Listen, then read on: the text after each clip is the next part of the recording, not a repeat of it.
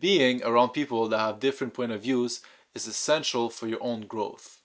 It challenges your own beliefs. It makes you think, what if I'm wrong? What if I'm right? So it builds your identity. It's essential to have people around you that disagree with you. However, here's my problem with specifically arguments. Because usually arguments are not a debate on a specific topic, but more like an attack on the other person. It involves screaming, it involves insults, and even if you win the argument, now the other person just hates you. Even if the other person tells you that, oh yes, you're right, I believe you, deep inside, they still disagree with you.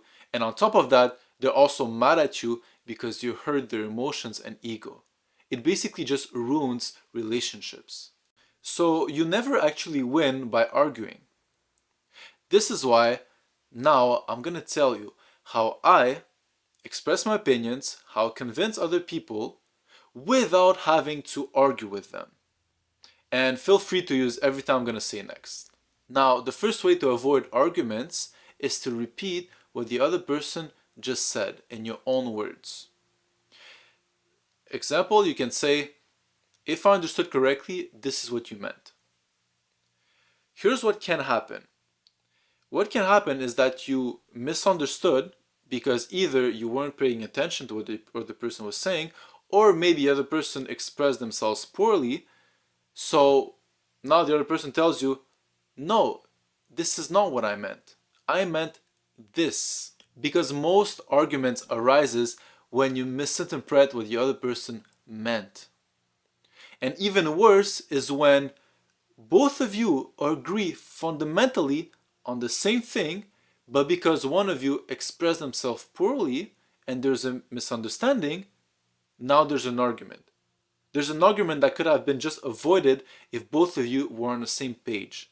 So always make sure that both of you are on the same page to avoid unnecessary arguments.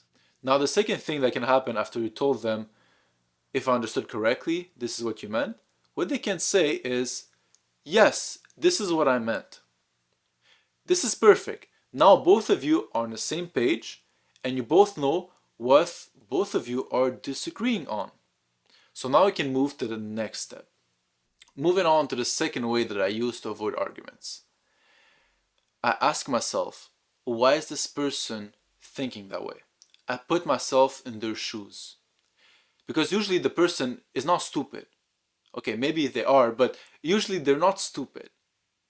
So they have their own reasons why they think in a certain way. If you can understand those reasons, you can then use those reasons to convince them that you're right by using their own method of thinking and reasoning. Because if you use their own reasoning to come up with a conclusion, it will be harder for them to disagree with that conclusion because that would mean that they have to disagree with the way they're thinking. So use their way of thinking to come up with the same conclusion that you have, and it will be hard for them to just disagree with you. Now, the other thing that can happen when you know the reasons why the other person is thinking in a certain way is maybe you'll tell yourself, oh, yeah, that makes sense. They're right. Because now you know how they think, you know how they reasoned, you do the same thing, and you come up with the same conclusion as they are.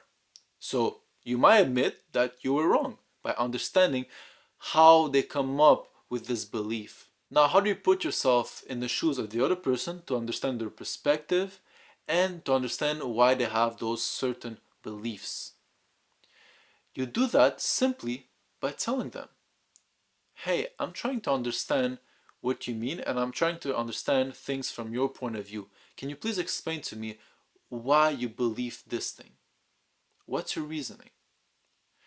And the other person will tell you their reasoning and why they come up with this conclusion or this belief.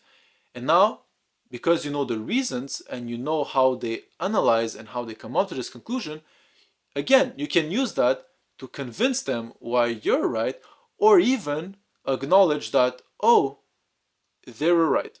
Now, the other thing that it does when you tell the person that you want to see things from their point of view and understand them, they don't feel like you're against them.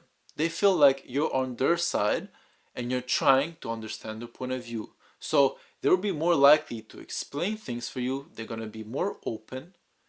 They will feel like you're truly listening and that you're truly interested in what they have to say. And this is how you have a normal conversation, and this is how you can then convince this person to your side. Because usually arguments arises when the other person doesn't feel listened to. And you can relate to that. When a person, you're talking with them and they listen to you and they understand everything, you don't have to scream at them. You just talk with them and they understand everything.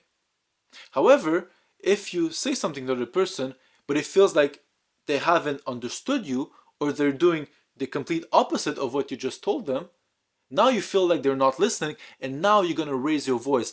Now you're going to start screaming at them. You're going to start shouting. This is where the arguments start. So to avoid that, you have to make sure that the other person feels that you're listening to them. And not only feels, okay? You actually listening to them. You don't fake it. You actually listen to them. Now, the third way to avoid arguments, it's really crucial. People will not listen to you until you listen to them. So be smarter, be more wise, be more mature, and listen to them first so that then they can listen to you. Now, after finishing listening to them, what you could do is tell them why you think this way. You give them the information and the reasoning behind your beliefs. Because every conclusion comes from data, which is information, which is also life experiences, and then you have the analysis, which is your reasoning, and then you come up with your own conclusion and your beliefs. Now, maybe both of you disagree on this particular thing because both of you have different information. Both of you have different data. You have different information. You have different life experiences. And this is why both of you came up into a different conclusion. Because if both of you had the same information, had the same life experiences, maybe you would have the same beliefs. So this is important to share to the other person the information that they might not have. Because if they had this information, maybe they would agree with you. So make sure to let them know the information that you have. Now, how do you share this information and this reasoning that will help you to convince them is something in the lines of, do you want me to share with you why I think this way? And notice that the way I set up the sentence, it's a question. Because if they reply yes, that means they agree that they have to listen to you. However, well, they don't have to listen to you, but they're more prone to listen to you. There's more chances that they're going to listen. However, if you say something like, let me tell you why I think I'm right, it's more likely that they're not going to listen to you. You might talk and give the best speech, but they're not going to listen to you because the way you structured that sentence was just too rude, let's say. So words, as you notice, are really important. The way you use the words to explain something is really, really important. But do not get caught up on the words right now. Like, the more you practice this, the better you will get. So don't get too paranoid about the words you're using, but just know that it's important. Now, the last tactic that I use to avoid arguments is to not get personal. To make sure that I'm focusing on the topic and the belief, not attacking specifically the identity of the person, not attacking the person. Because once you attack the person, then the person goes into defense mode. The person becomes stubborn, and everything you say to that person, the person is going to disagree with. No matter what, the person is not going to listen and is going to disagree with everything you say. Because you can take that same person, but if that person feels attacked and you say something to them, they're simply not going to listen to you. They're going to disagree with you no matter what. However, if the same person doesn't feel attacked and feels like it's a safe conversation and you respect their opinions, well, when you're going to say something to them, they're going to listen and they might agree with you. However, again, if they're in a state of feeling that they're getting attacked by you because you're, when I say attacked, I don't mean physically, I mean verbally attacking the person and like making insults to them, they're going to feel attacked and they're not going to listen to you. They will disagree with you with everything. As you notice, I'm always giving you example of what you could say. And in this instance, what you can say to the person so that the person doesn't feel like you're attacking them, because if you're debating on something like a belief or whatever, and you see that they start taking things too personal, what you can say is something like, look, I'm not attacking you. I just want to make sure that I understand why you think this way and make sure that the belief that you have is the best there is. It can be as simple as that. Just make sure that the person doesn't feel attacked and that the person feels safe by saying something in the lines of this. Now, I have a personal experience which I think is really interesting, so I will share with you.